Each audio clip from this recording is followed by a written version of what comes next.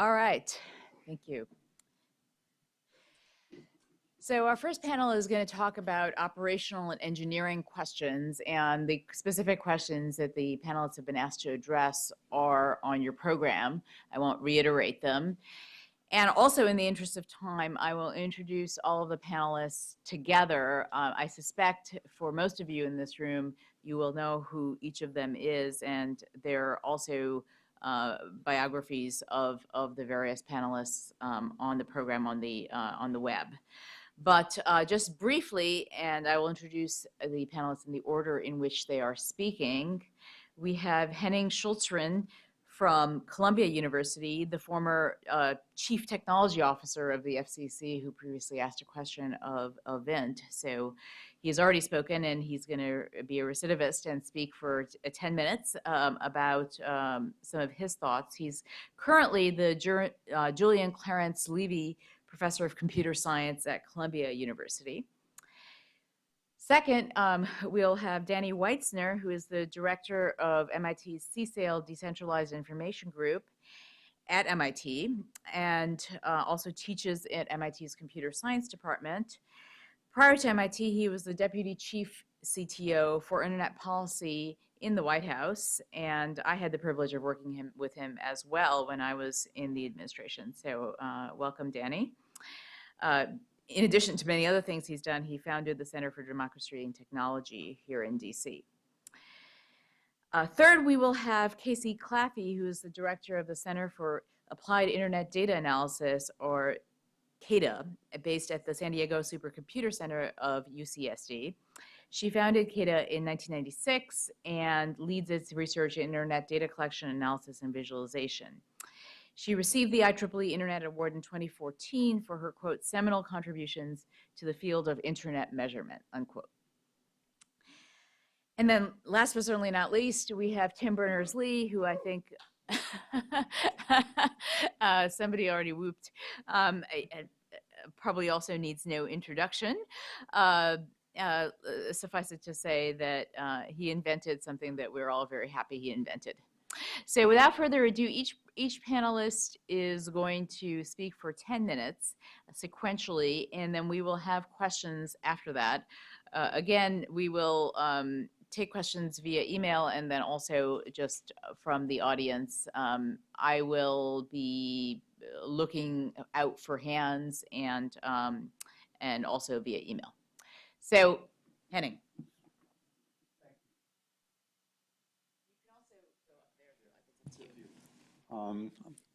Are we all going to stay here? I don't want to do it. Okay, I'll just stay here. Let me try very briefly to summarize a few of the issues that I think we'll face as we approach 2020. To some extent, this is relatively speaking not that hard, given that from a policy and regulatory perspective, and Vint alluded to that early on, is we have the benefit of lag time, in the sense that policy really gets involved outside the safety realm where, for example, for drones, even if there are only a few of those, you do want to make sure that they don't fall out of the sky on people's head. But for communication-related things, generally speaking, they start to matter at mass scale. And we know, at least if past is a predictor of the future, that it usually takes a significant amount of time before a technology that is in the lab achieves global or even national scale. We know that to our pain in the IPv6 case, where we standardized IPv6 in 1996, and we're obviously not even close to what you would call universal deployment. Even the smartphone was first developed in 1994, and 13 years before the iPhone. Thus, I think with some confidence, subject to unpredictable disruptions, at least at a scale, the technologies that we'll see at scale in 2020 will likely have been developed already or be in standardization today. We also have a dependency cycle, namely where we have 4 different components, namely regulatory structure, technology, consumer behavior, and industry structure that influence each other. And there's a version of that in the virtuous cycle that the FCC likes to refer to, but it plays a role more generally speaking in maybe not so virtuous ways in some cases as well. The technology environment in 2020 will change in some ways in a different way than I believe has been the case in the past. Vint alluded to the fact that, and to some extent, the technology prediction that you could make in the early 90s was relatively straightforward. The formula was you took an existing communication related technology, whether it would be radio or telephone or TV, you said over IP, and there, presto, you had your prediction for some time frame. We've pretty much exhausted the over IP transition in the sense that most of the things that you can communicate now at least have an IP version. Also, you could, even if you were a lawyer, cite Moore's law and just sound really sophisticated and just say, well, we'll just have more transistors. That notion is rapidly running out. The traditional notions of Moore's law, many of those are probably no longer particularly relevant.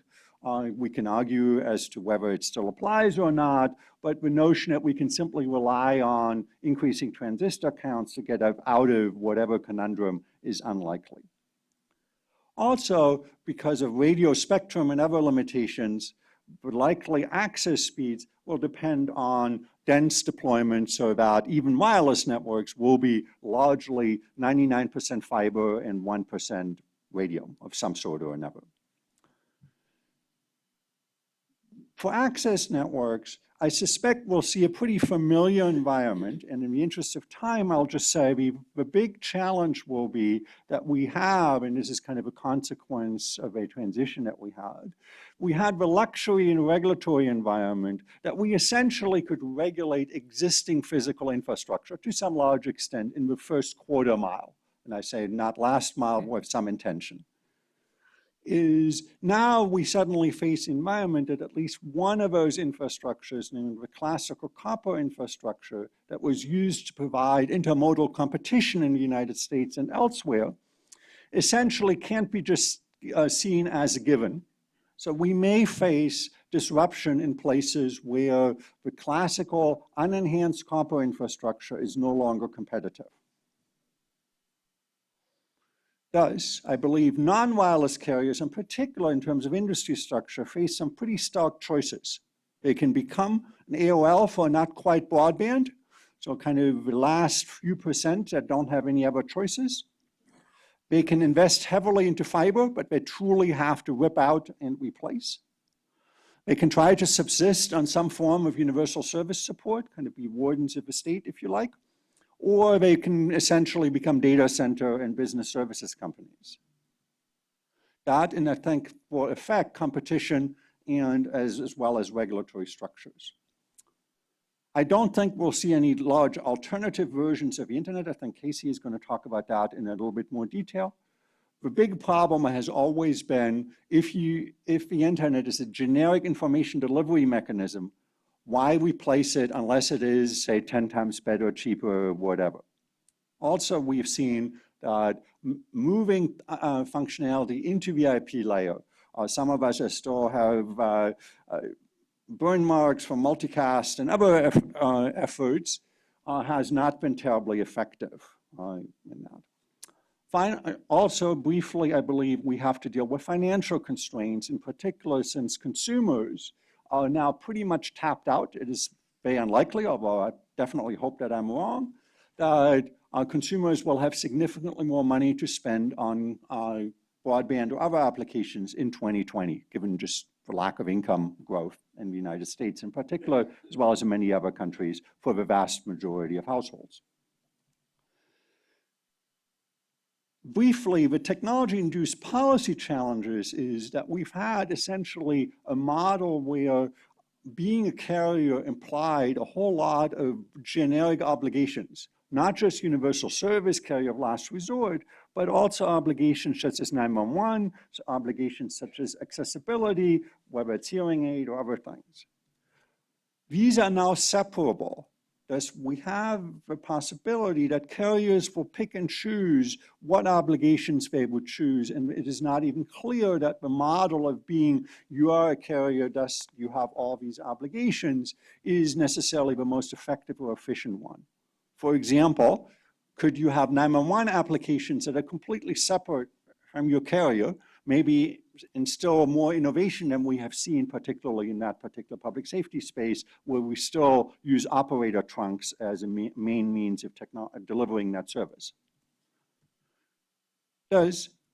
We also seem to be converging in terms of regulatory technology-driven models on a relatively small number of variation on a spectrum that have either degrees of structural separation or counting on multiple parallel infrastructures to deliver competition and thus minimize the need for regulatory intervention, that is. I don't have much optimism in terms of a new Communication Act, whether here or elsewhere, but if we were to look at that, the current title model, where you essentially have these high-stakes battles, which I don't think I have to get into in light of what I'm referring to, for what classification would be, seems to be both under-inclusive and over-inclusive.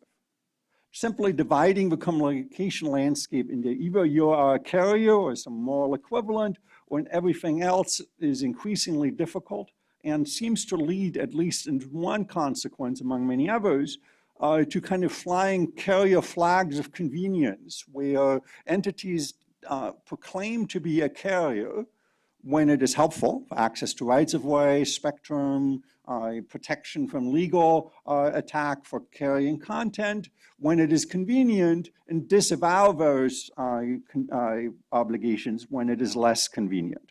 So we have these entities that are one title in the morning and something else in the afternoon, and that doesn't help anybody. The question is, can we do a more fine-grained model where individual technical and other deployment obligations can be more either a quid pro quo, as in, if you want X, you have to do Y. So you can choose whether you want to do X or not.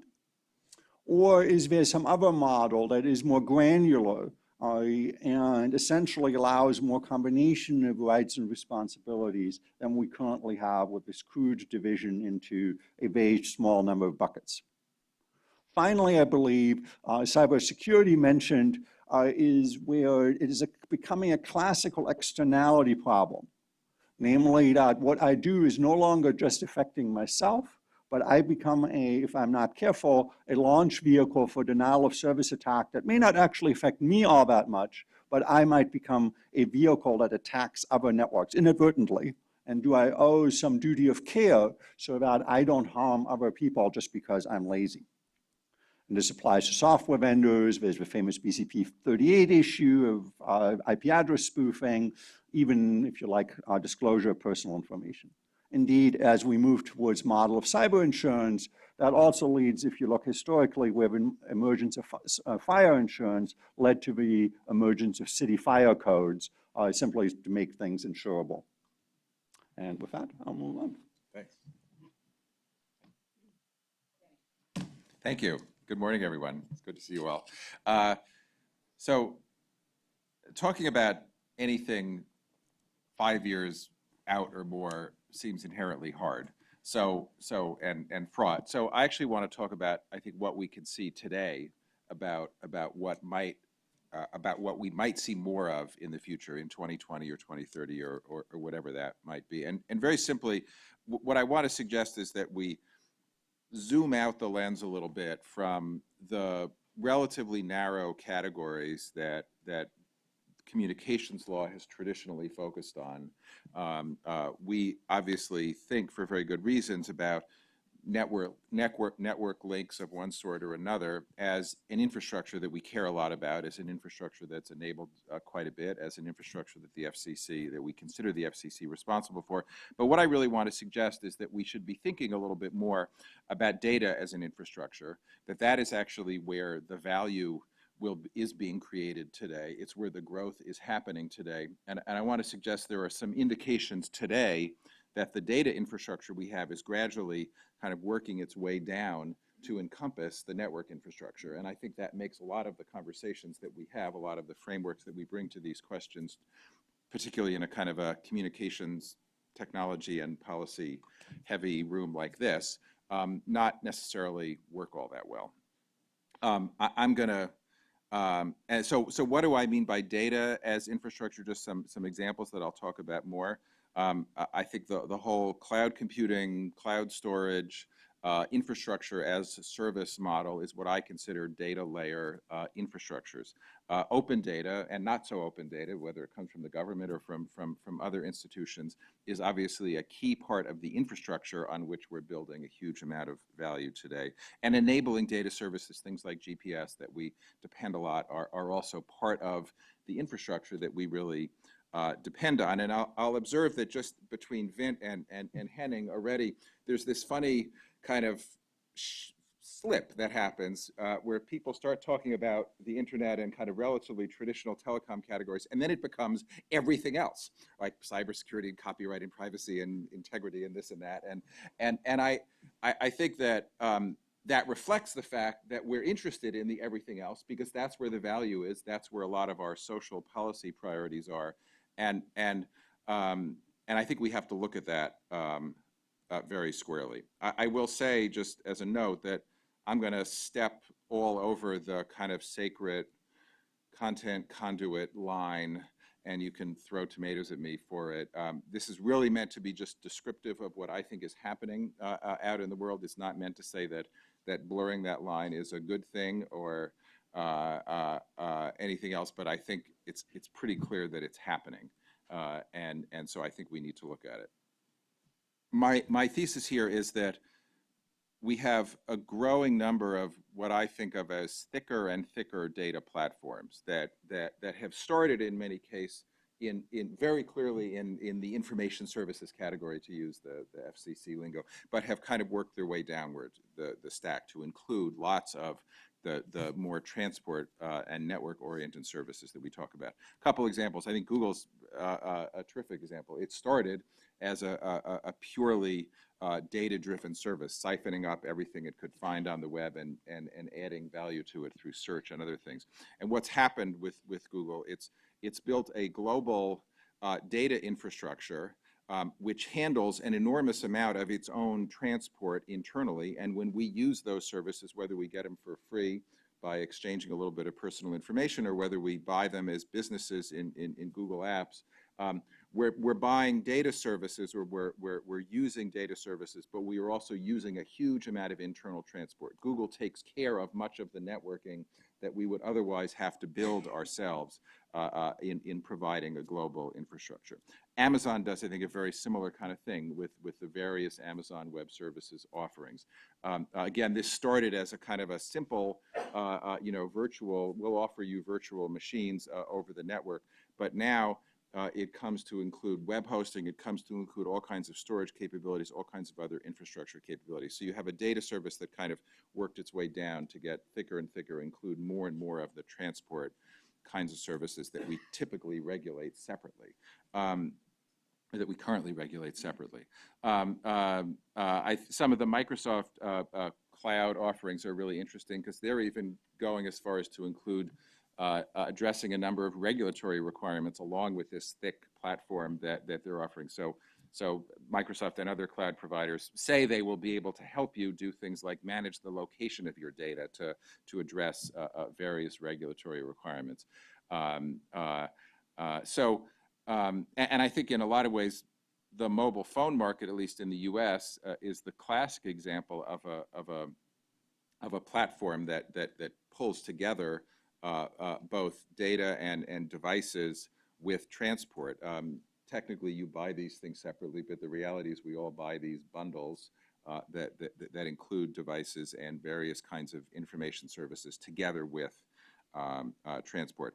We can talk about whether that's a good thing or not a good thing, but I think certainly increasingly in the business-to-business marketplace, we see this integration of data layer services with lower level services. We see the value being really produced at the data level, and the reason the infrastructure is being, the transport infrastructure is being incorporated into that is because it's simply easier to use as a customer. It is less management. It's easier for a large cloud provider to manage all your transport for you than to have to figure it out separately. It goes largely against a lot of the kind of traditional thinking about the layering of services, but I think we have to face the fact that it's what's happening. And I think this is going to continue here in the speculative mode. You think about things like autonomous vehicles, other of whatever sort, that obviously need to be connected to the internet in one way or another. And I have to believe that over time, the providers of those autonomous vehicle platforms are going to start to share the transport that they need together with the users of those platforms. It just makes sense because it's easier to manage. So what does this mean if we think that the data layer is kind of increasingly merging with the transport layer? I think one of the things we should do is really look closely at the kinds of regulatory models that are evolving at the data layer and how they might interact with the models that we have more at the transport layer. A couple of, and I'll take some examples such as, I'm going to be a little U.S. centric here and really just talk about mostly the U.S. frameworks here, but for copyright, for consumer privacy, and for security, I think there's some common characteristics of the regulatory approaches that we take at the data layer. We tend to have very broad legislated rules or a lack of rules. We don't tend to do a lot of APA-style rulemaking at the data layer. We tend to rely more either on courts to sort out what the rules mean. And I think, interestingly, we've evolved a whole set of what I think of as strategies for managing the uncertainty of how broad rules apply to very specific data infrastructures and businesses.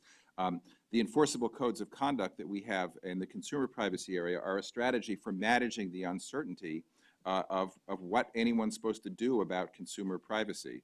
So we have, as an example of this, we have commercial privacy policies that are privately adopted by companies and are then enforceable by the FTC. We have co-regulatory models in Europe in which you have a very broad set of legal requirements stated in a very kind of comprehensive way, but are frankly pretty hard to figure out how to apply to any particular data infrastructure. So you have efforts like, such as what was done, the privacy rules for the RFID services, the GS1, is that what the effort was called? Actually a pretty successful co-regulatory arrangement that was worked out between the European Commission and other privacy bodies there and the RFID industry. And so they now have what we would call in the U.S. an enforceable code of conduct, what Europe would call a co-regulatory arrangement. Security rules even, you know, we have some pretty broad security requirements in various sectors. You have the financial services sector that obviously wants to have some basic security rules in place for its payment system. So they went into the PCI set of standards. Those are enforceable those are enforceable in contract. They're under a little bit of pressure now with Target and Home Depot and everything else. These are the standards for handling credit card payment information. But it's an example of a totally different style of rulemaking than we have in the communications environment, where the legal system, the regulators, if they're doing anything at all, they're enforcing rules on the back end that have been largely developed on the private sector side. And interestingly, we have, again, because there's so much uncertainty about how to apply these broad rules in new data environments, we have a lot of safe harbor arrangements where we basically say, we don't really know exactly how copyright law applies to internet service providers or to search engines or to other platforms that kind of hold the data and do some stuff with it. And maybe that's a derivative work and maybe it isn't, and we're really not sure. But we're going to create a safe harbor that if those data layer entities engage in certain kinds of activities, provide a notice and take down kind of regime, then their liability will be limited. So we don't have answers even to a lot of the legal questions, but somehow we figured out how to get a very large part of the economy moving with enough certainty that we can answer these questions. So I think that as we start to confront this kind of converging of the transport layer and the data layer, we're probably going to have to look at these alternative regulatory models and understand how they would apply to some of the traditional concerns that we have about transport. What we know from the regulatory experience in this new part of the data economy, and I'll say just parenthetically, the communications policy, I think, is considered everything that happens kind of up the stack to be this nice frill, and it's interesting, it's good, but it's somehow not really taken into account. I think that's becoming an increasing problem, because what we know is that this data economy is a significant part of the GDP, at least of more developed economies. McKinsey estimated a couple of years ago it's on the order of 3.5% of GDP growth, and also estimated that 75% of that growth is in traditional industries. It's not in the telecom industry. It's not even in the IT industry. It's in all the other parts of the economy that benefit from these data services. So I think that going forward, we're going to have to figure out how to align our policy-making process a little more with where the large end of the growth is, a little bit more with this data layer than just with the transport layer. And I also think the one quibble I will have with Vince's presentation before I close is to say that conflating this all under the rubric of internet governance, I think, is a massive error. It suggests that institutions like ICANN have anything useful to say about privacy, as an example, which I think is an enormous mistake. These are institutions that are really important. They keep really critical parts of our infrastructure flowing. But to say all of this is somehow all of the 25 issues that Vint had on his last couple of slides, that somehow is all internet governance, I think is just to create enormous confusion in our policy process. Most of those issues are properly dealt with by, as Henning suggested, by banking regulators, by consumer protection regulators, by courts that interpret what copyright law is about, by law enforcement, and that just as we know that the growth in our economy from this data infrastructure is largely on the data side, not the transport side, I think the regulatory attention that we devote is going to have to be consistent with that somehow. So thanks very much.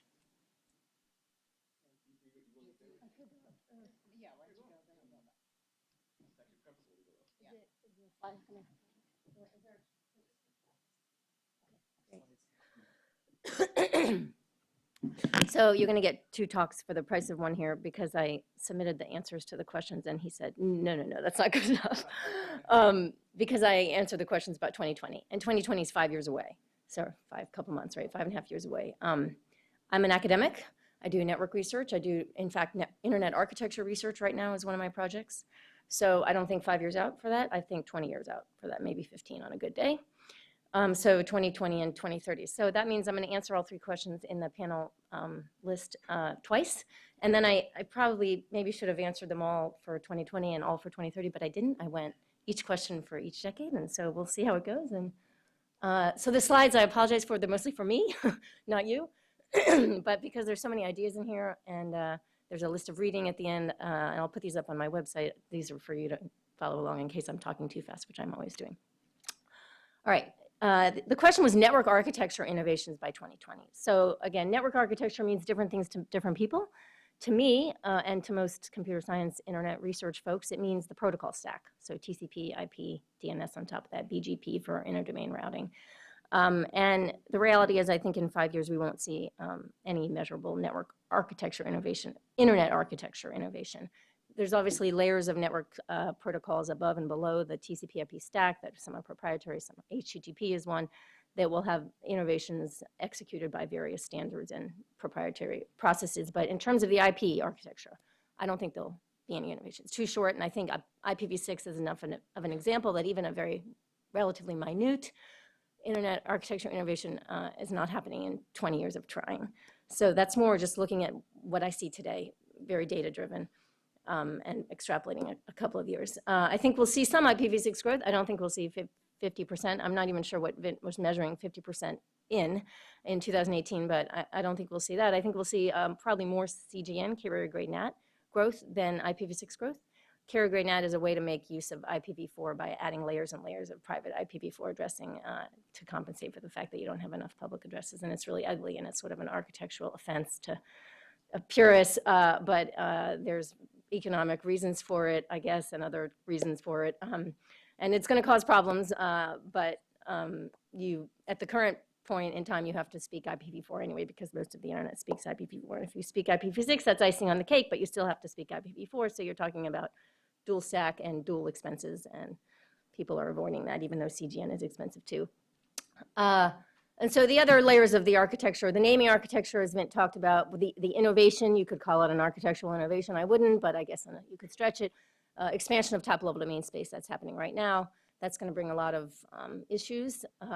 You're already having collisions because although there's an assumption of global uniqueness in the namespace, it turns out because of for historical reasons and maybe some suboptimal protocol design decisions back in the 80s, there's collisions happening between the newly allocated domain names and what people have been using internally and privately that they didn't ever expect to be allocated globally. So that's an issue that we will be dealing with for the next decade or so.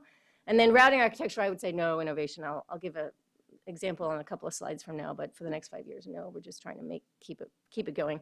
Transport architecture, certainly seeing today improvements and innovations in performance and encryption capabilities. So I think that will continue, but the bottom line here is that affecting architectural innovation is complex and it's hard.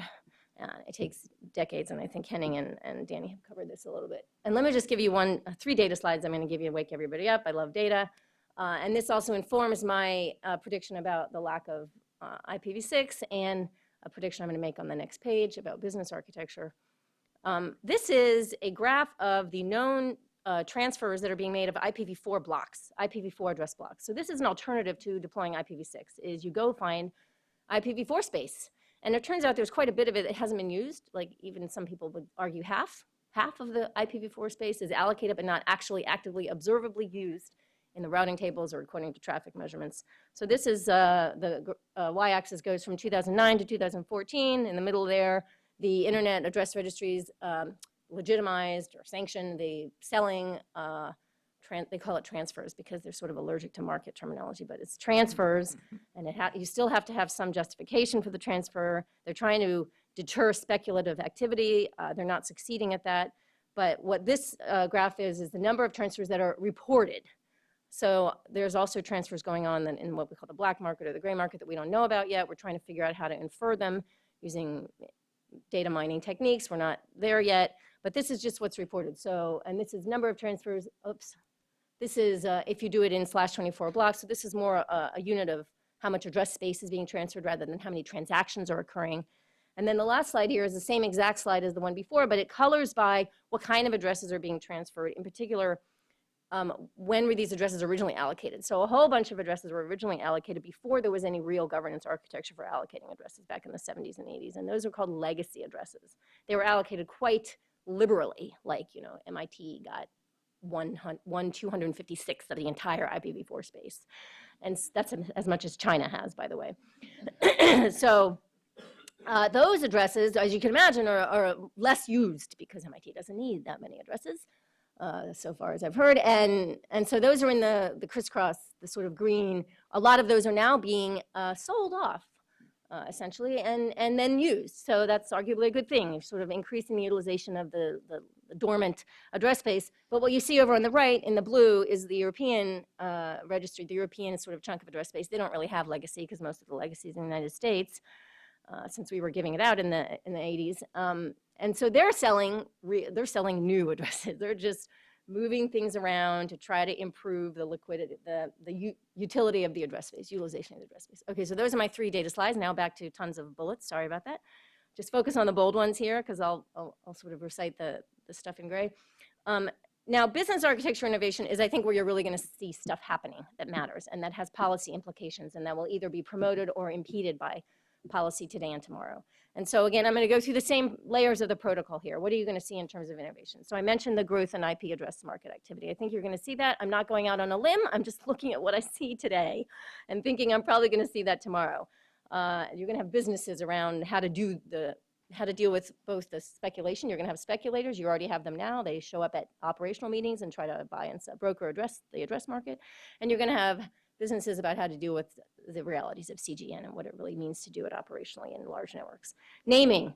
So because of these large TLDs, these large proliferation of top-level domains, you're going to see a growth in lots of defensive registration because I have to get kc.bike before somebody else gets kc.bike or whatever. You're going to see a lot of speculation for the same reason you saw it in .com, and you're going to see a lot of fraudulent.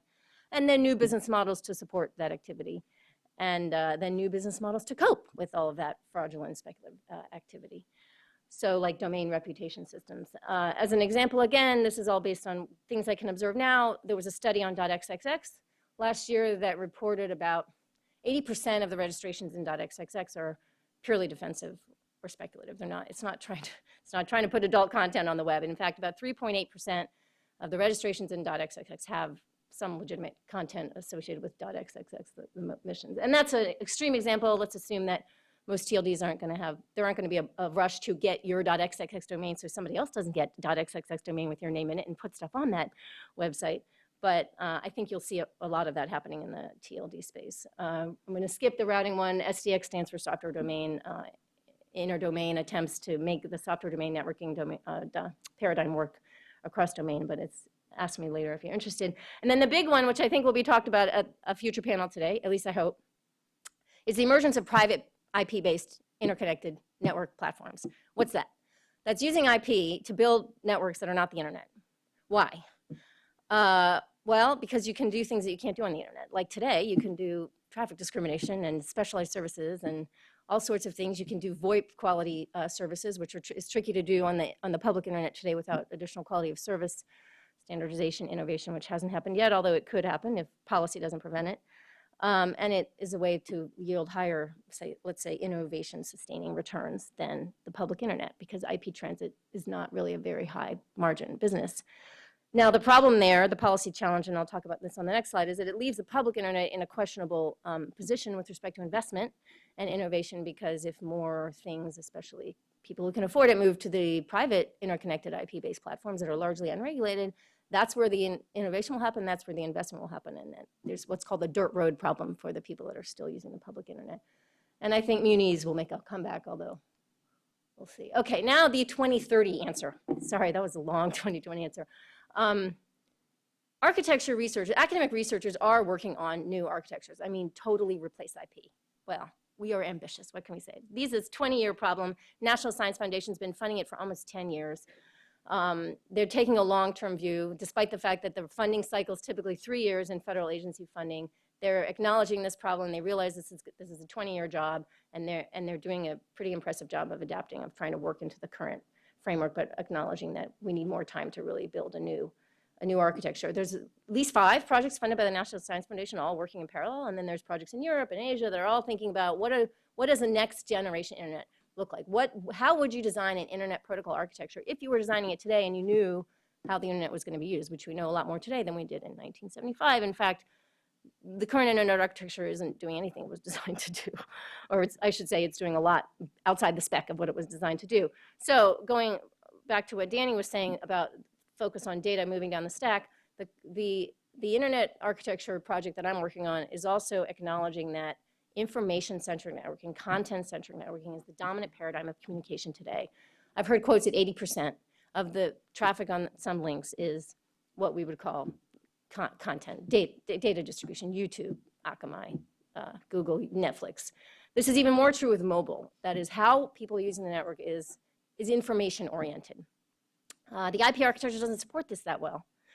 And in fact, there's an increasing incongruity between the current architecture and how people are using it. So this is what an obvious thing for academics to do is to go think about, okay, if you were going to design this thing from scratch, how would you do it? And a common answer, and this project that I'm working on, named Data Networking, is not the only project that falls under the umbrella of information-centric networking architectures. In fact, there's a new working group in the IRTF, Internet Research Task Force, that focuses on classes of architectures that fall into this thing.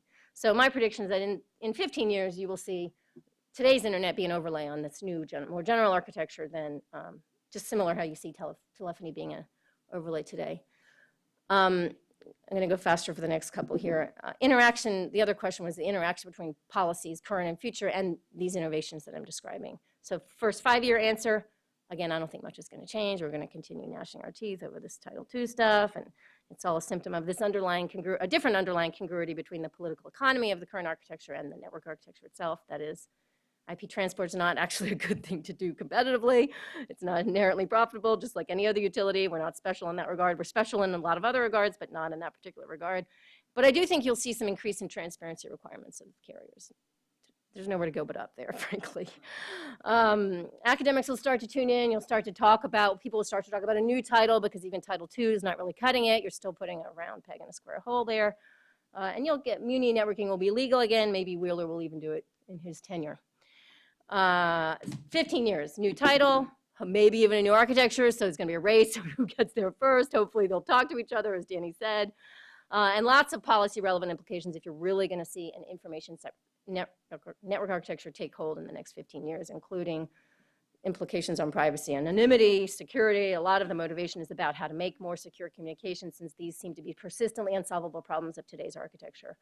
And then privacy, data deletion, copyright will require complete reconceptualization. Frankly, I think the current internet already broke copyright law. We just haven't acknowledged it yet. But if you do information-centered networking, it will truly break copyright law, because inherent to the architectures are caching in every node, in everything, in your phone, everywhere, and just sharing data wherever it can be shared opportunistically. And you'll still have traffic discrimination issues. We're not going to fix that problem. However, I will say, I don't know if this is going to get talked about at all today, but it's my biggest problem right now. The most problematic interaction between policy and innovation right now, for the purposes of designing a new internet architecture to solve some of these unsolvable problems in the current architecture, is the patent system. Because you can't design anything now without it getting patented. So we didn't have this problem with TCP/IP because we didn't know about patent. Nobody knew, nobody was thinking about TCP/IP, so it got under the wire, and then we had the IETF, which established this patent policy. Today, that can't be done. It just can't be done. So something is going to have to get fixed. There's going to have to be a little hole for internet architecture, patent-free stuff, where it's no new internet architecture will ever happen, or it will be proprietary, and that will be worse. All right, costs and benefits of innovations. There's actually not too much focus on systematic analysis of harms and benefits of any particular policy or any particular innovation, I would say. So let me just give 3 examples really quick, and then I'll end. Comment today. I know I'm not supposed to talk about the double N word, but just as an example. And this is, I think, where these private interconnected IP networks are coming from, which will be a panel later in the day.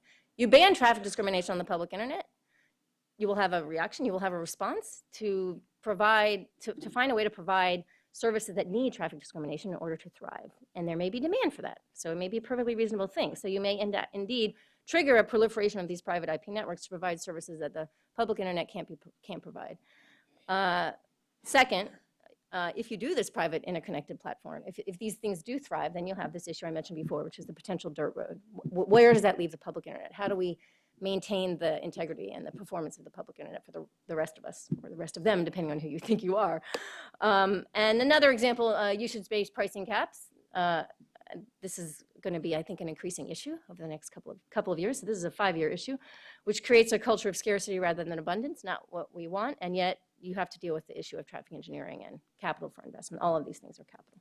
All right, the last slide is positive benefits of the future internet architecture that I'm working on, but I think it's sort of beyond the pale. And then the last slide is reading. And I'll put these up on my blog, blog.caida.org, and the website. If you're interested, all of these papers from which I got most of these ideas are on our website, and they're all public. So thank you. Sorry, I went way over time. All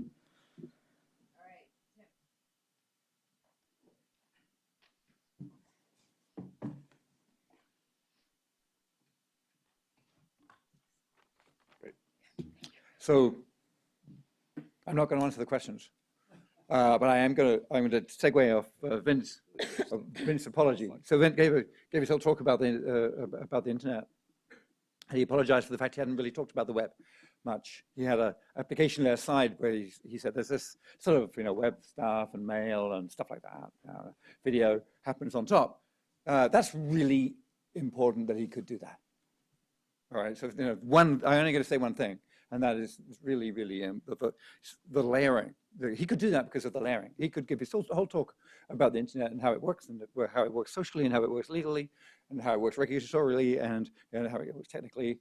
And that's really important that he could do that without taking into account how the web works, because the web is developed separately. So yes, he has a bunch of things begin with I. We have a bunch of things which begin with W. We have the web consortium. We have got the Web Foundation. We got the things that they begin with W, which deal with that layer, and they operate independently.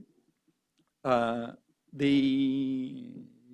time that Vint remembers back, sort of, he remembered 1988. That was the sort of year before I wrote the memo about suggesting the web, and that everybody used these 300 baud modems, and the internet was available to me around at 300 baud. That was, remember,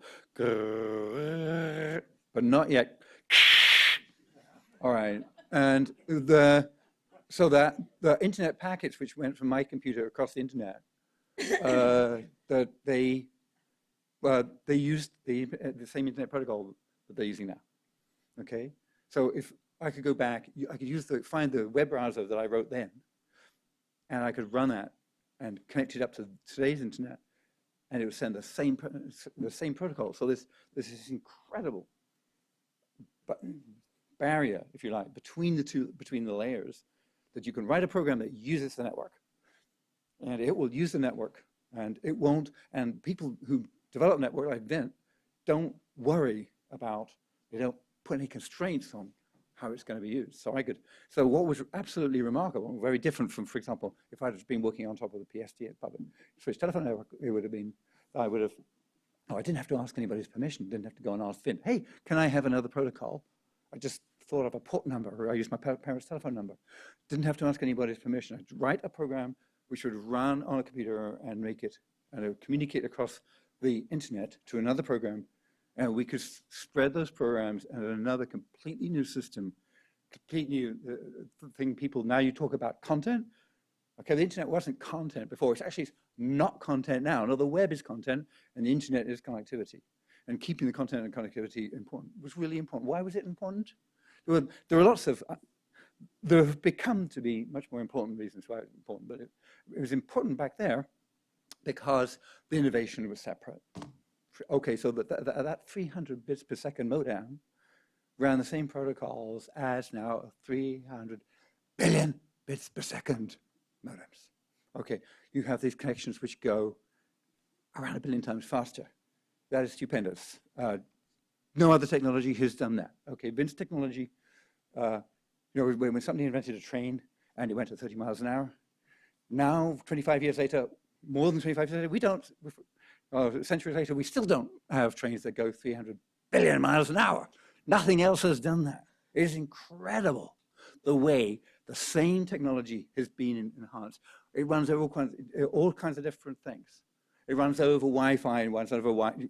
When you use it, you think you're running over wireless, but actually it's running over wireless to some little box that somebody's plugged into the wall, which is connected to some piece of Ethernet, which you think goes down to fiber, but actually it doesn't. There's a little, somebody's put in a microwave link or a laser across the street because they were so frustrated about their connectivity at some point. He doesn't care. And that's really, really important. So for example, if you come up to me and say that as somebody building the web technology, we should have to deal with different regulations for wireless or wired. I say, wait a moment, no, the fundamental principles of the internet that I need are just the fundamental principles of that ability to communicate between two programs. Yes, there are all kinds of, like this, data architectures are built on top of the web. So we've got all kinds of things built on top of the internet. So there's, there was email before the web. There was network news was really cool until it scaled really well for a bit. There are all kinds of other protocols, peer-to-peer networking protocols and so much, which are different from the web. So it's really important that when we talk about the internet, we keep this layering, that we don't, for example, get bogged down talking about content. If you want to regulate the web there, that's fine. Obviously, the crisis of the copyright law being completely broken is a crisis of the web layer. It's not to do with internet packets at all. So yeah, we will have policy issues at the web layer. We have, I think the spam problem at this is a total failure of a combination of policy and technology at the internet, but that's not my app. But the people, wouldn't it be nice if the folks who had designed the mail protocols, when the internet had realized that they designed the mail protocols on the assumption that there was friendly academic society using it. They built it on the assumption that people just put out their machines to forward information from but machines basically offered to store and forward any messages that came through, and they basically people would sit at their computers and assume that if somebody had gone to the trouble of writing a letter, so there's the least thing that at least they could do is to read it, because that was the academic environment in which people worked.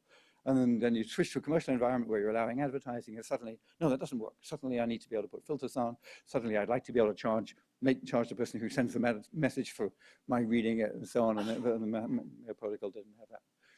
So that, I suppose one of the messages is that these things are not just technical inventions, they're all social inventions. The web works socially, the web works partly because HTTP operates on the internet, but it works partly because people make links, and people make links to content, which is cool.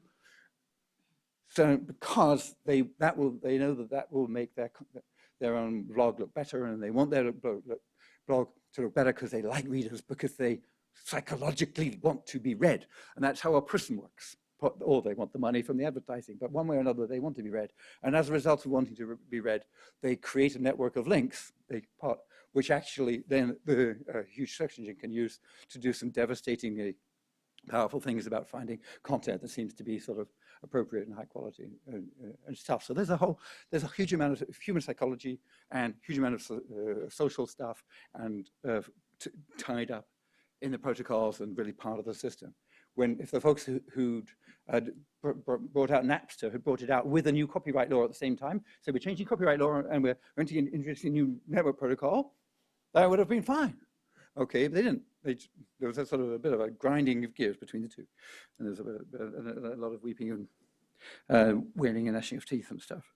So in a way, for me, I suppose, the one thing to take away is that it's really important to keep that layer. It's not just a technical division. For me, it's important at the market as well. It's really important that I want to be able to buy connectivity. I don't buy packages. I just buy. For me, it's just really important to buy internet. I've bought internet from people that supplied me, could only supply me with internet. I've bought people who keep every week sending me huge packages about why I should have my triple play package and why I really, really need sports channels and stuff. But for me, it's really, really important. If I was a great sports fan, then I would want to be able to go and make a choice. For me, it was a pity that when I wanted to watch the Olympics in America, the Olympics have been you had to have an NBC cable subscription. If you didn't have an account number with NBC cable, then you didn't see the internet. You couldn't basically. Maybe I didn't spot it, but I couldn't find a way of just buying on the internet without a cable subscription, just getting access to the Olympics in this country, So in general, sort of the market was sort of broken for me. I want the market to be more powerful. I want the market for internet to be independent. It'll get cheaper. Faster stuff will get cheaper, and I want the market for content to be separate, so I can go and buy the movies I want, and there's no temptation. So if my internet service provider has any connection with a company that has content, then there's a conflict. For me, there's a conflict of interest they should declare, and I'm deeply suspicious of them. And I will run I would like to be able to run programs every morning to make sure that they're not abusing that. So that's my attitude about it. That's why I think we've had, it's because of that separation that we've had all the innovation. The innovation, I should mention that, of course, there's going to be a lot of, there's going to be innovation above the web layer.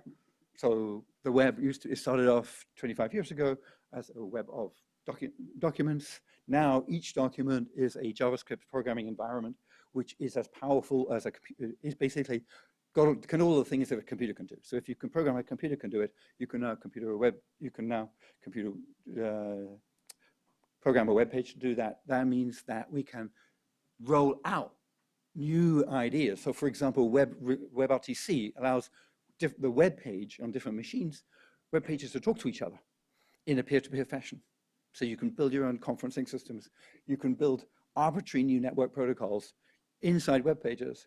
So the door is open for an even more rapid deployment of technology. So I could deploy the web more faster than anything deployed before because the internet was already there.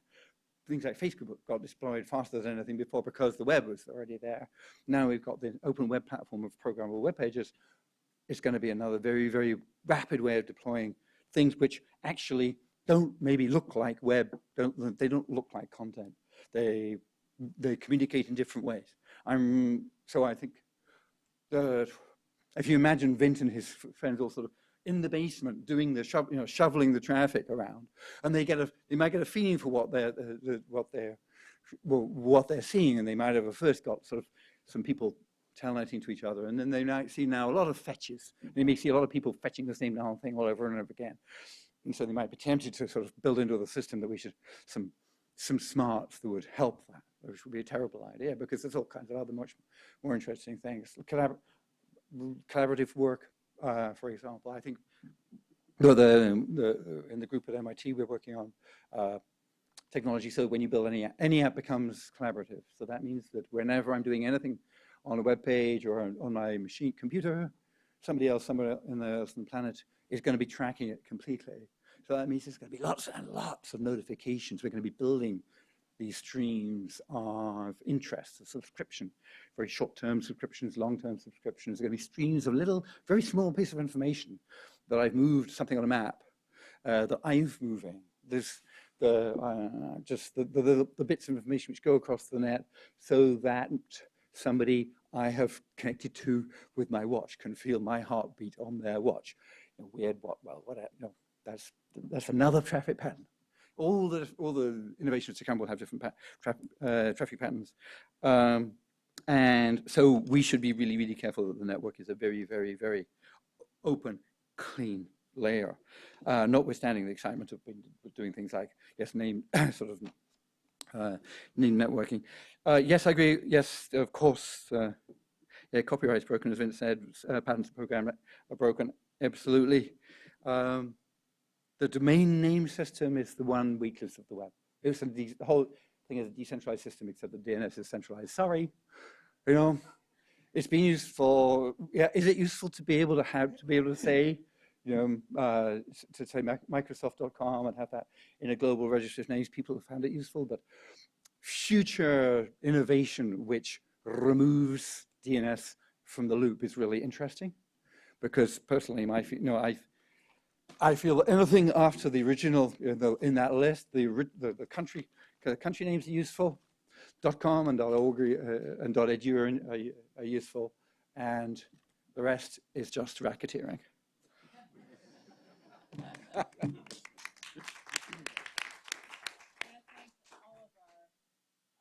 All of our speakers and give them just a few minutes to respond to one another.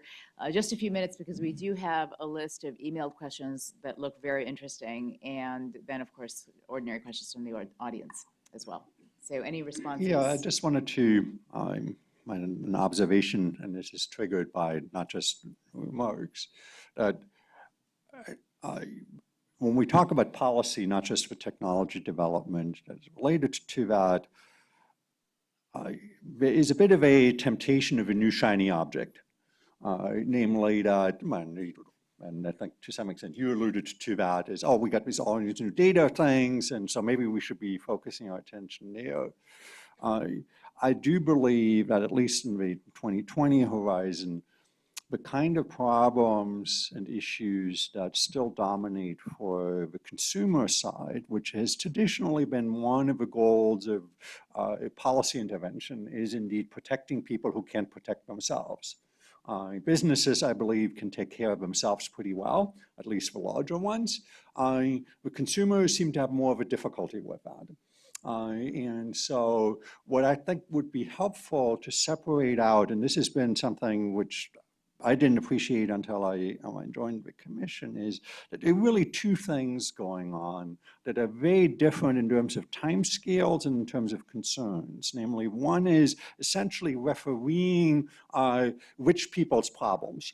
Namely, two companies that both seem to be doing quite well, I won't mention any names, but where it is easier to fight that out in a regulatory body or in a more informal one than go all legal in a court system. So that's an important role that needs to be done by somebody. It's essentially a lower the cost of disputes for companies, typically large ones, although in cases that I suspect some of you know what I'm talking about, it involves smaller new entrants as well.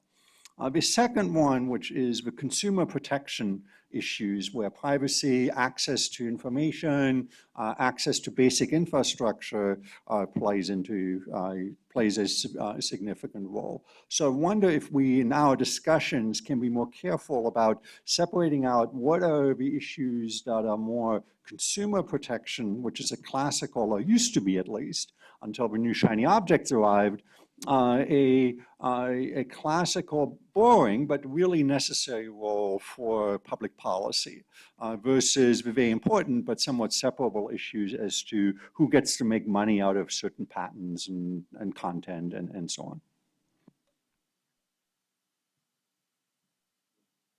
Anyone else want to respond? Okay. All right, well, so our first question is from Fernando LaGuardia, and perhaps you could spell it out a little bit more, Fernando, since you're here. And it's about consumer use cases, so very relevant. Mic's on. I don't know. I've been tweeting so many questions and I'm not sure the one that you're referring to. So go ahead and Oh, all right. repeat So whichever one you want, but the one that we got was, how will regulation that primarily targets consumer use cases affect network architecture innovation? Yeah, I thought the point, Casey, I really liked, what you were saying, and I was following both your, I think, very rapid presentation and the slides. I took some pictures of the slides. I thought they were great. And one of the points buried in there that I thought was fascinating was this question of the sort of, maybe it was implied that we focus a lot of time in thinking about policy, about consumer use cases, and you're pointing out the innovation that's happening in the business market and the transition from thinking of the internet in terms of communicating information to, which may be just sort of voice communication and data about programs, sort of thinking of it as, oh, it's the future of television, to something that's a lot deeper and different from that. And we're kind of looking at, the consumer in the home. But meanwhile, all of this change is happening as the internet becomes a tool for business-to-business communication, a lot of investment in that space, a lot of attention being paid to it by industry. And therefore, that's sort of driving innovation. So are we creating an environment where we're thinking about the wrong things by focusing so much on, what the consumer use cases are when there are all of the business use cases that are going to then create the problems for cybersecurity or create the problems for privacy or create other problems for architecture? Or do you think it's going to take care of itself? I'd like to hear more about your point of the dirt road, financing, the superhighway, how the business cases play into that. Oh, I probably shouldn't be the one to answer that question. I mean, it depends who you mean by we, in terms of, are we? Yeah, I liked how you said that. I think it's important. So we, the academics, are guilty too of kind of tunnel vision sometimes because we don't have insight into business operations or even necessarily engineering issues, although there's a lot more collaboration between researchers and operators than there ever has been before. There's just still some barriers to collaboration there. But, you know, a more illustrative and painful example is really IPv6, which was an architecture that the standards community spent decades on. And now here we are, you know, 20 years after it's checked, done, and there still seems to be a lack of incentive. And, you know, you can listen to lots of operators, engineers, management folks talk about why, but, you know, one definite thread of the arc of history that happened there that I watched myself was a specific willful refusal to acknowledge or think about non-technical issues as you were defining that protocol, right? In fact, even some technical issues were put off, like routing, because it was just so hard to get consensus on a protocol. And there were several competing, and now Vint really may know the history here, or somebody else may know it better than I. There were several competing versions of what was to be the next generation internet protocol, which ended up becoming IPv6. And along the way, a lot of, I think, more adventurous features of such a protocol were dropped in order to kind of get the thing done. And one of the things that dropped fairly early on was a new routing architecture for the internet, which was recognized as an issue because there were convergence issues and routing table size issues, even back in the 80s, which we've come up with ways of dealing with, you know, at least, you know, year by year. But the idea of creating an internet architecture that, you know, amplifies the number of addresses you have in the routing table by order of magnitude and doesn't do anything about the routing problem that you know you already have strikes me as a little bit short-sighted. And yet, as an academic, I see it happening again. I mean, this time the NSF, to their credit, has really recognized the need to not design an architecture in a vacuum, and the NSF-funded future architecture research projects have a specific obligation to talk to what's called a values and design council, which is sort of thinking about policy and social implications of an architecture and copyright issues, privacy, anonymity. But it's humbling to see how challenging that conversation can be between network architects and say, let's call it policy folks who really don't speak the same language.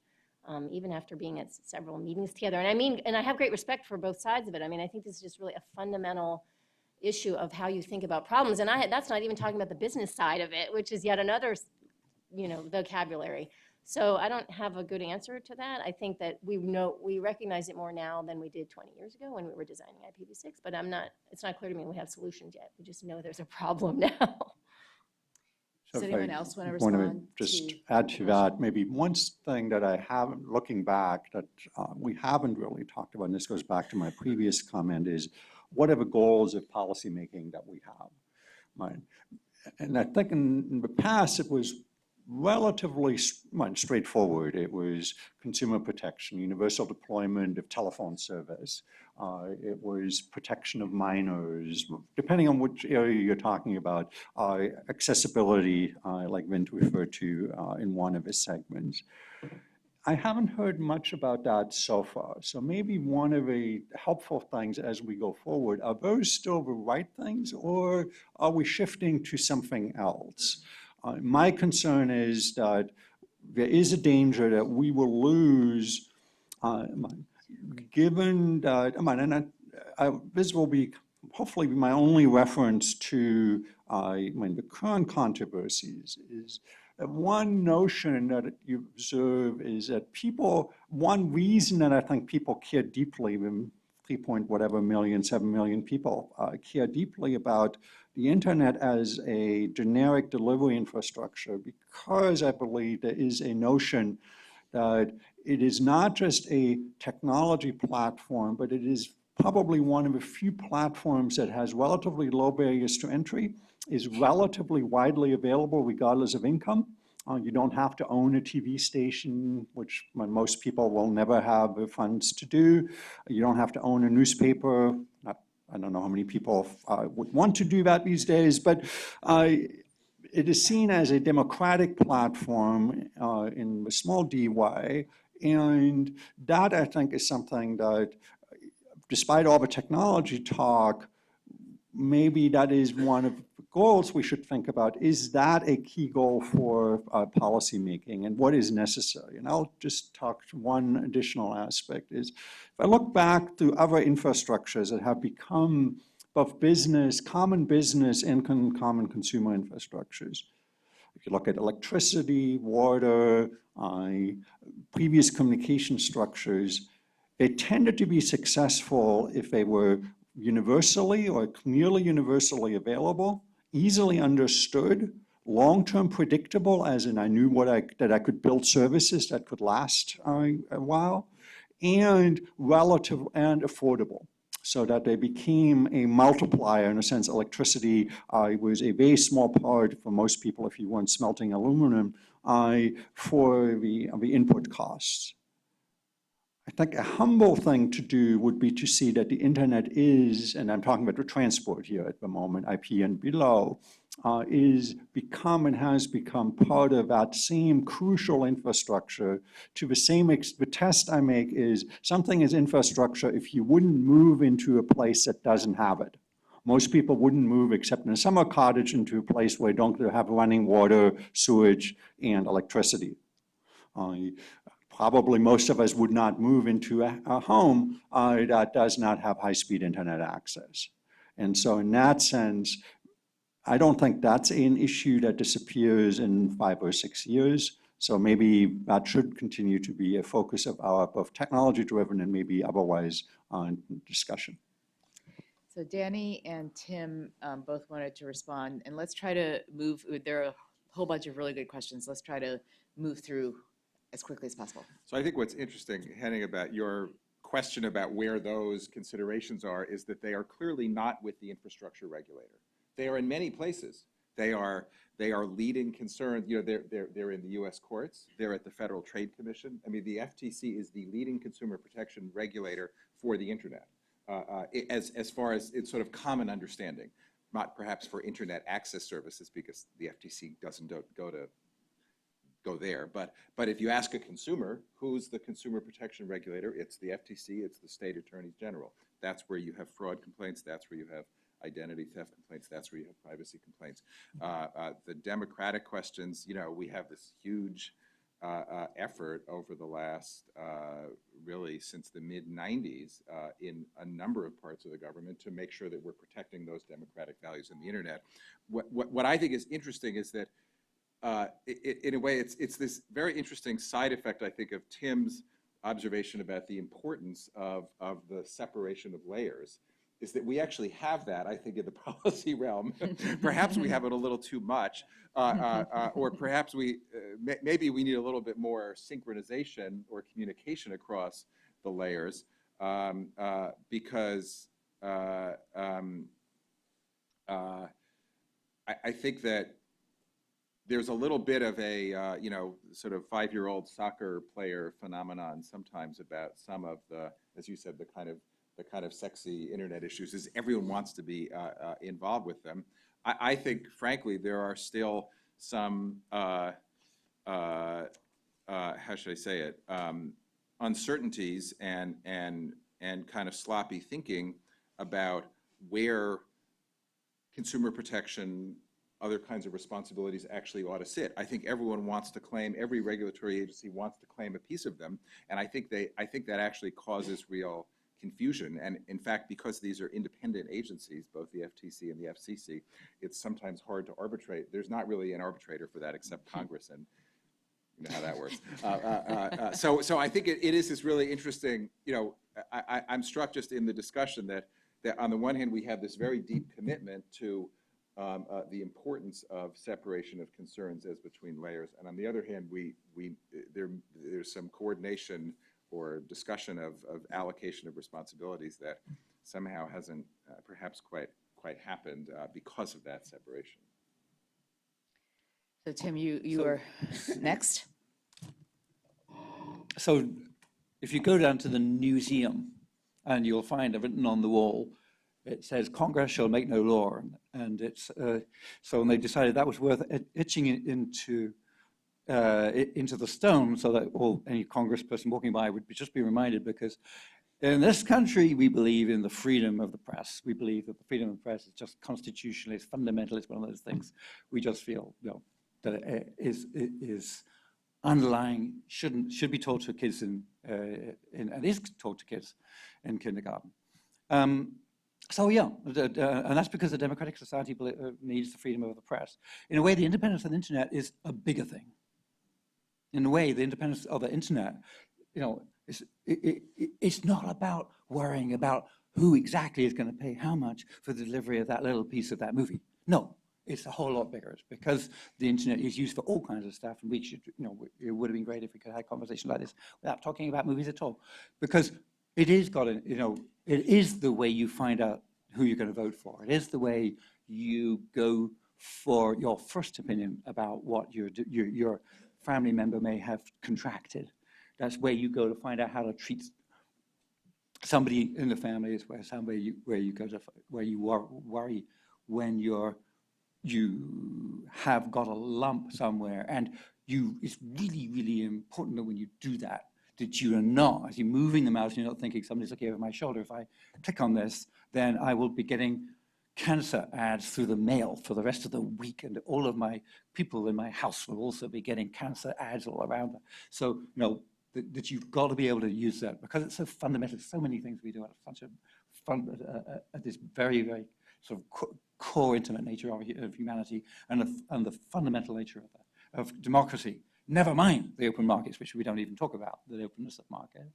So we have to. So I think, we're coming from somewhere different. When we started off regulating it, we got pissed off when somebody slowed down Skype because they didn't want people to use Skype because it was bad for their phone business.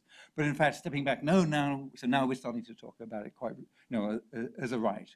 So in America, people talk about constitutional rights. The rest of the world, people talk about human rights. But in fact, that's, I think, where we need to start from. And so so that's why, and it said in my talk, but I sort of left this dangling reference. There are much more important reasons for the separation of the independence of the internet than just the technical piece or just the market piece. There's it's a very important independent medium as part of our society. So Casey, you get 30 seconds because we've got 3 questions. So if I talk fast, it's not my fault, right? Just to try to tie together something Henning said, and also the question I didn't fully answer over there about the dirt road problem. Goals of policy, and free speech and democracy, and with the great platform that the internet is. There will have to be a goal of protecting the public internet in the next 10 years, because the carriers will move into private IP interconnected spaces. And so the question is how. You can imagine a world where the carriers can do what they want in terms of their private networks, as long as they preserve some level of performance and quality of experience on the public internet. But then that's going to require some kind of measurement to validate that that's actually happening. And as a measurement person for the last 25 years, I know how hard that is to do in any sort of systematic, macroscopic way. So that's going to be an open challenge. And indeed, the definition of not dirt road, the paved internet road, is going to change over time. So that's going to require some adaptive regulation, and we haven't demonstrated real good skill with that yet. So that's a challenge for the regulators and the policy researchers. Okay, great. So we have 3 people with great questions. Mike Carroll has a question that's related to the dirt road versus paved road issue that we'll get to in just a minute. But there is one question from Howard Sidoskas that. Oh, that's for the next panel. Oh, well, excuse me. All right, excellent. So we can go straight to Mike Nelson then. Mike Carroll, excuse me, and then Mike Nelson, who also has a question. So Mike Carroll's question, I will read out because, just for reasons of time, is it seems like there's a real tension between Vince's vision, which imagines gig per second connectivity, and Casey's dirt road story. Danny's data infrastructure story also implies the need for bandwidth growth. If we have gig connectivity in the public net, the constraints that would drive parallel networks would seem to drop off for a while. Yes? So who gets the bandwidth growth, the public or private nets, and how and why is this likely to play out the way you say? I don't know who the you is, so I assume it's all of you. Right. Did you want to add anything, Mike? Okay. Very quickly, I think there's always been a tension in communications policy between if you build it, they will come, and a more demand-driven infrastructure model. I'm going to factor out for the minute the challenges of rural deployment and, you know, really high-cost areas. I think that, in my mind, that's very clearly a governmental responsibility because there's an absolute market failure there, and we all know that, and the only question is how to put the right government solutions, government support solutions in place without creating, what did you call them, the wards of the state. But I really do believe the history of the internet, in the United States at least, is a demand-driven history. I think we've always had a little less bandwidth than we've had little less bandwidth than we might like, and people demand more, and it is largely provided. So I am frankly skeptical about saying somehow there's a magic gigabit network out there that will produce some magic social benefits, but we're not quite sure what they are.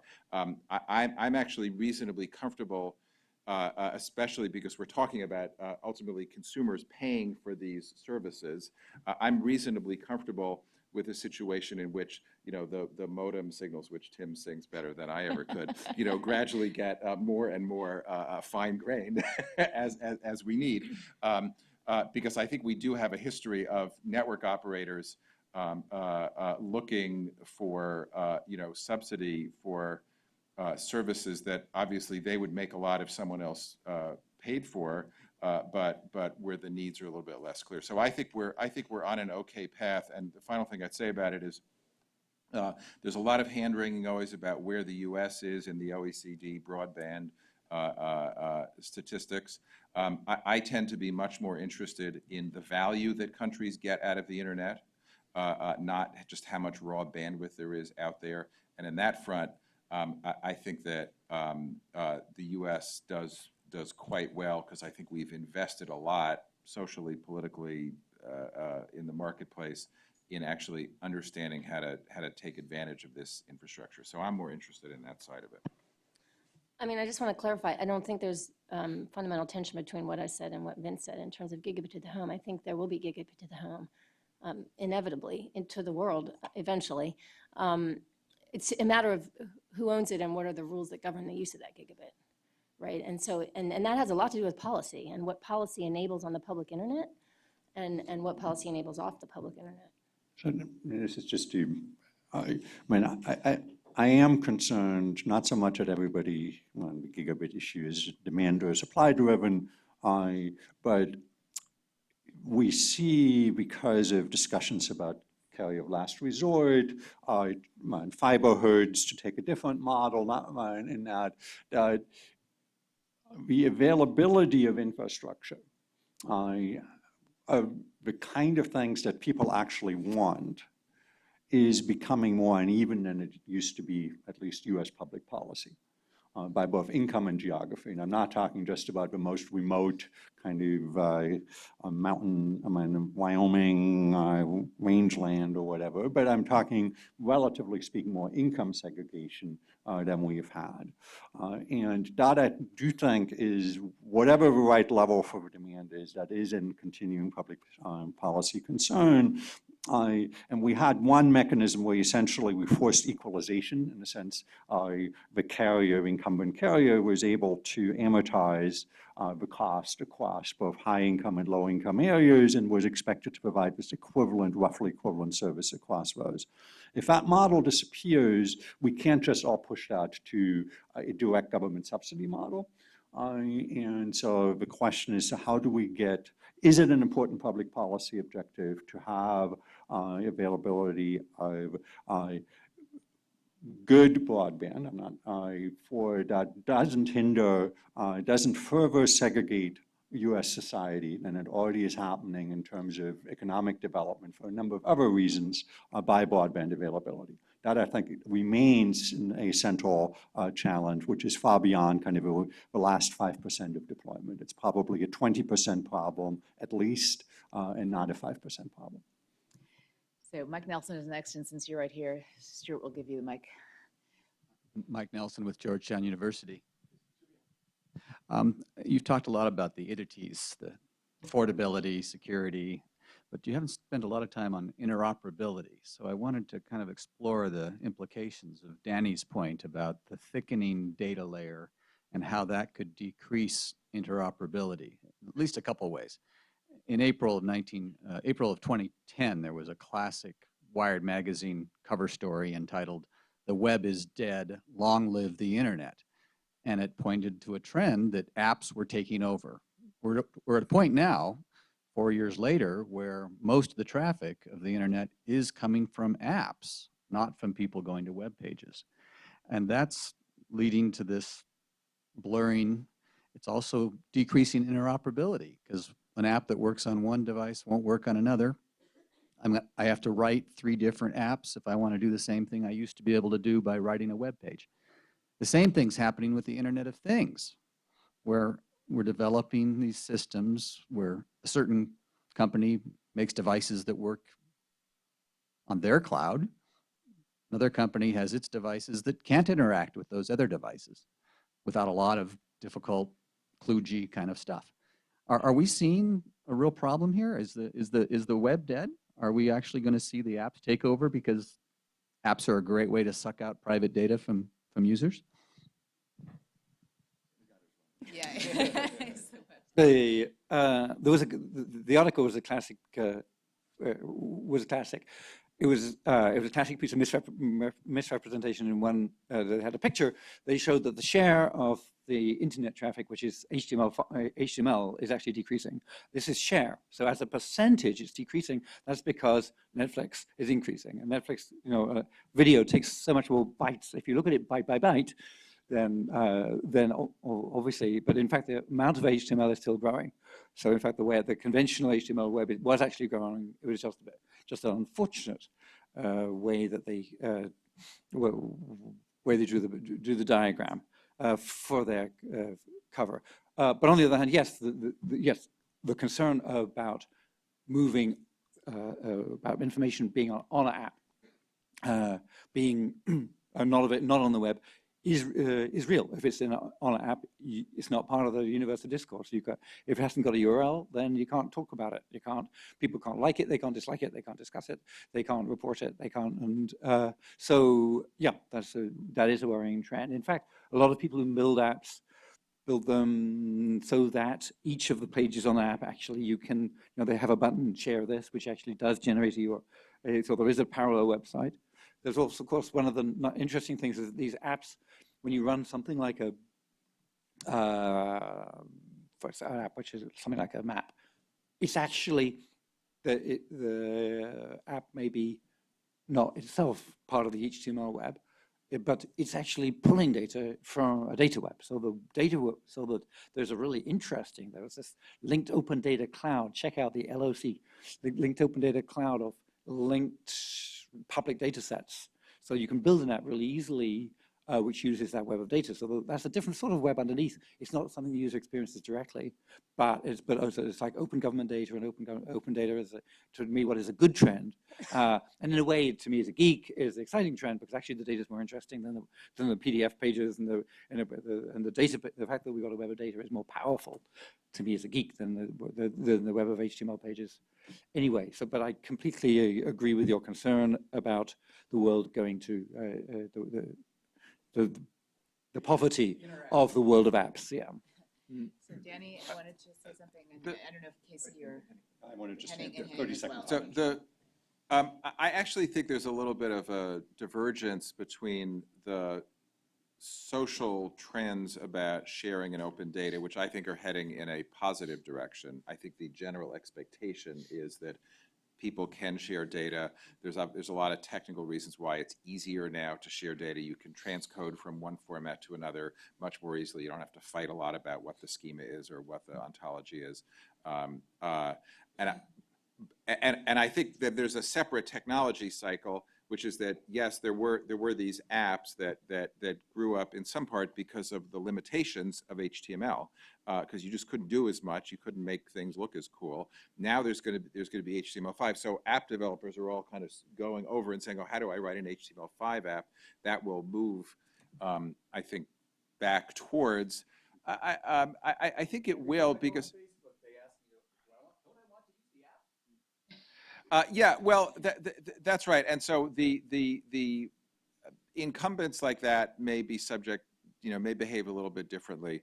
But the app development ecosystem overall, I think, is actually getting better and better at sharing. And I think there's more and more of a social expectation of being able to do that, at least on a limited basis. I think a huge barrier there is going to be disconnects and uncertainties about both privacy rules and privacy technologies. If you keep everything locked up in an app, A, you get the competitive advantage of controlling that data, and B, you actually control your privacy exposure more easily. And I think that is a huge barrier that we have to work out. Henning, and then Just a quick one. I mean, we've had in the past a cycle where new applications started at email, started out proprietary, and then the network effect, so to say, took over, and standards ensued that allowed a very broad interoperability simply because that was much more valuable than just having deck mail and what have you. The question is, but that relied to some at least indirect extent on two notions. Namely, one is that there was a very strong network effect. In a sense, everybody wanted to send email to most everybody. And secondly, that deploying software was hard. You generally had to deploy software manually, you had to compile it, you had to install it. And so a web browser suddenly gave you the ability to get access to millions of sites without installing an app per each site. Installation of software, so you could argue that we're in the transient phase of exactly the same model because of the network effects, and HTML5 is one, and WebRTC is a good example of that, where we started out voice over IP world essentially being bifurcated in a standards-based world and a Skype and FaceTime and so on world, which we're now at least potentially moving back to a semi-standard world. WebRTC is a little kind of a hybrid. But we could also see, because it is now so much easier and cheaper to deploy software on a one-by-one basis, that we will not, the incentive, the second incentive, namely simply the feasibility for the second tier of non-dominant providers to be able to deploy their own software is removed. That may fundamentally change the role of standardization. I know the IETF is starting to worry about that in the application layer in particular, where that's most pronounced. Tim will have the final word. Okay, so because if we're talking about the next 5 years, in fact, what we're doing in the lab is building a completely different world where breaking this rule that if you use an app, it's a website, and that website stores all the data, and the website that stores the data for that app is storing it in a separate silo to all the other ones. And as a result, as a person, you're completely disempowered because you don't have the benefit of being able to integrate all that data and actually use your own personal data. I think the idea that my personal data is stored on all these silos, and even if it's sold and even if I get some of the money, that's totally boring. What I want to do, what we're doing is building a world in which when you run an app, you choose where you store the data and you control that place, and you have a few small number of those places. And the data stores are generic. They're app independent. So the app developers can develop apps, and they can take advantage of a whole set of existing personal data stores which are out there. Turns the whole system upside down. I find it really exciting. Come and talk to me if you want to work on it. Well, one of the cross cloud is one. Cross cloud is one brand. Distributed applications, we call it. Great. Well, I'm going to be self-deprecating and not ask my patent question, which I was really eager to ask, but I will ask that offline to Casey because I'm very eager to hear the answer. I suggest that we can reconvene at 11:25 promptly and for our next panel, and want to very much thank our panelists who enlightened us.